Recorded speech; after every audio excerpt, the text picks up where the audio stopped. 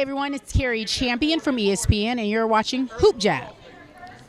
Well, not another fight. Manny Pacquiao is expected to make his return sometime next year, and everybody's trying to figure out who the opponent is going to be. Guys like Amir Khan, Lucas Matisse, well, not him anymore, Victor Postol, Terrence Crawford, they're all been mentioned as possible opponents. And even Floyd Mayweather is still out there as well. Even though he says he's retired, you can't really count him out with how much money that last fight made, right? So who would you expect Manny to fight next? Not Victor Postol. That's for sure.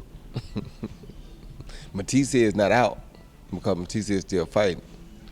Victor Postol is trained by Freddie Roach too, so he won't be seeing Victor Postol, that's for sure. I don't know who he'll fight, but hope it's just the best of luck on his return. You always want to see guys bounce back and do well after a loss, so I hope he bounces back and does well.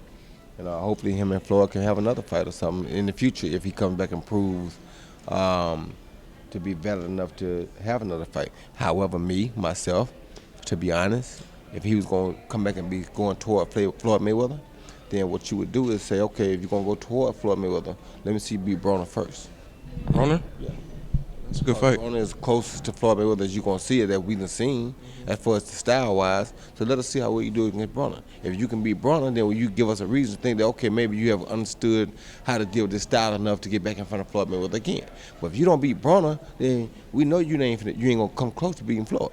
So once you fight Broner, somebody who fights a lot, has a lot of similarities to Floyd, not necessarily so much like him, but a lot of similarities, show us that you have made some improvement on dealing with that style, then that gives us a reason to believe now that you can come back and do better than you did the last time against Floyd. Now that is a good fight, but it kind of leads into my next question. Politics would kind of prevent it.